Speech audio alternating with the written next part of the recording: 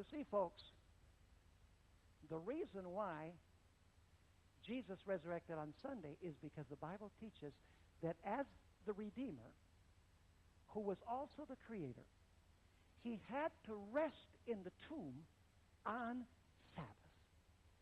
So it's the Sabbath that is important. It's not Sunday which is important. Now let's go back to the manna and pursue this a little further. Let's read John 6, verse 51 again. John chapter 6 and verse 51. I want to review this point because it's very important. Jesus says, I am the living bread which came down from heaven.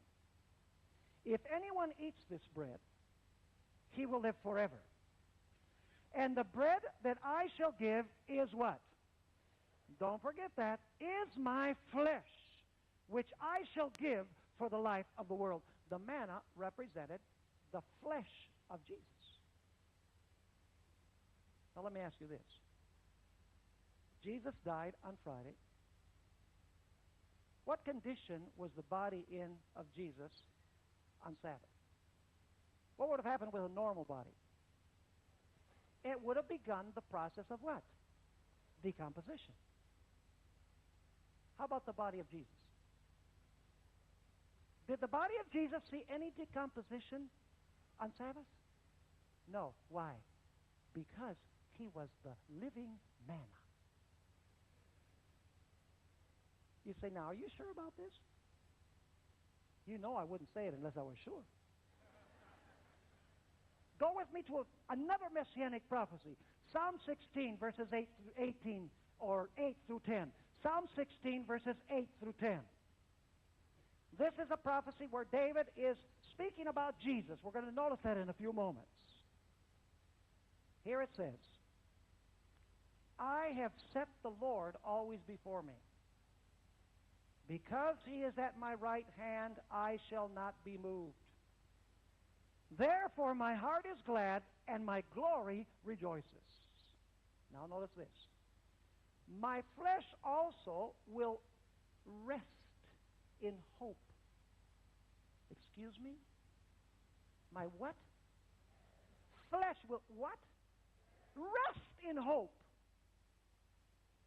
So what was going to happen with the flesh? It was going to what? Rest in hope.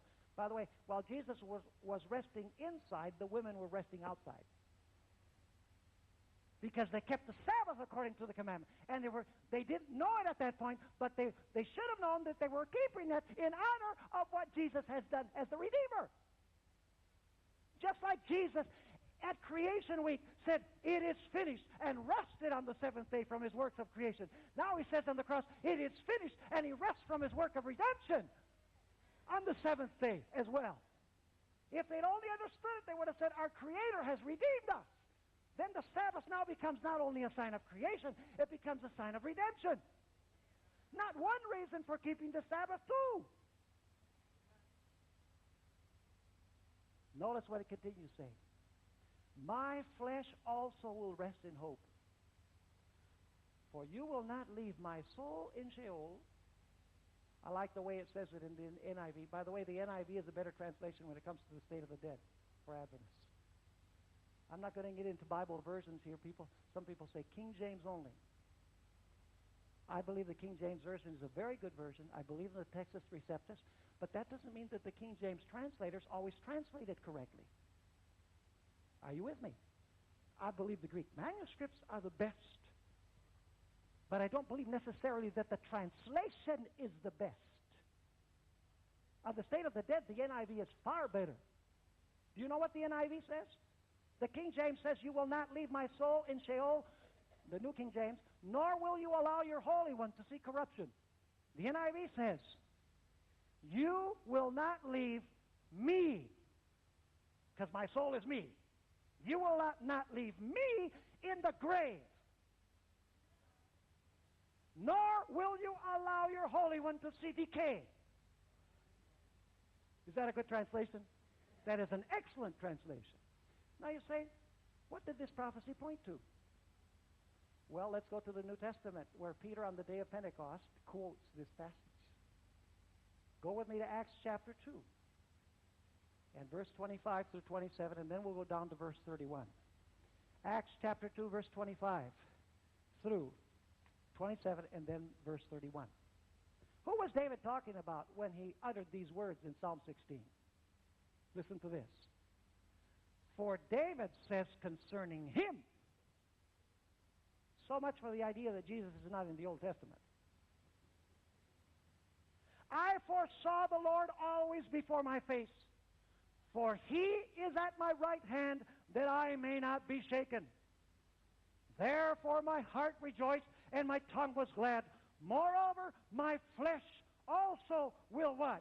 Will rest in hope. Is this the same passage from Psalm 16? Yes.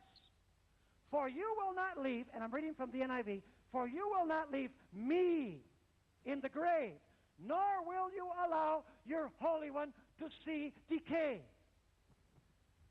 Why did the body of Jesus not see decay? Because as the manna in the Old Testament did not corrupt on the Sabbath, Jesus, the living manna, his flesh saw no corruption on the Sabbath. Beautiful messianic prophecy. And by the way, there are those among us who are changing the days when Jesus died and resurrected. You have Adventists that are saying that the 3 days and 3 nights that are mentioned in Matthew chapter 12 begin on a Tuesday night, when Judas made the agreement to betray Jesus to the Jewish leaders. And this person says that Jesus resurrected immediately after sundown on Friday night, what we call Friday night. There are Adventists who are saying, no, Jesus, kind of like the Worldwide Church of God used to teach, Jesus was crucified on Wednesday and he resurrected on Sabbath. None of these scenarios can be, because the prophecy indicates that the body of Jesus had to be in the grave the whole day, and even though he was dead, his body would not see corruption. Go with me to verse 31. Notice why David said these words from the Old Testament. Seeing what was ahead, he spoke of the resurrection of the Christ, that he was not abandoned to the grave, nor did, and the NIV translates body, but it's the same Greek word, sarx. It should be translated flesh, not body. It's not soma, it's sarx, the same word that Jesus used when he says that the manna is the flesh. So it should be translated that he was not abandoned to the grave, nor did his flesh see decay. Let me ask you, what kind of bread spoils faster, leavened or unleavened? You know that leavened bread spoils a lot faster than unleavened bread. Do you know something interesting? The Lord Jesus was crucified on the 14th of Nisan. Has nothing to do with the automobile. He was crucified on the 14th of Nisan. That was the Passover. The next day after the Passover, according to Leviticus 23, was the beginning of the Feast of Unleavened Bread. Do you know the real reason why the body of Jesus did not see corruption? Because his body did not have sin. Because leaven represents what? Leaven represents sin. That's correct. And so you not only have the manna episode, which points to the fact that the body of Jesus would see no corruption, but you have the beginning of the Feast of Unleavened Bread that indicates that his body would have no leaven, and therefore his body would see no corruption.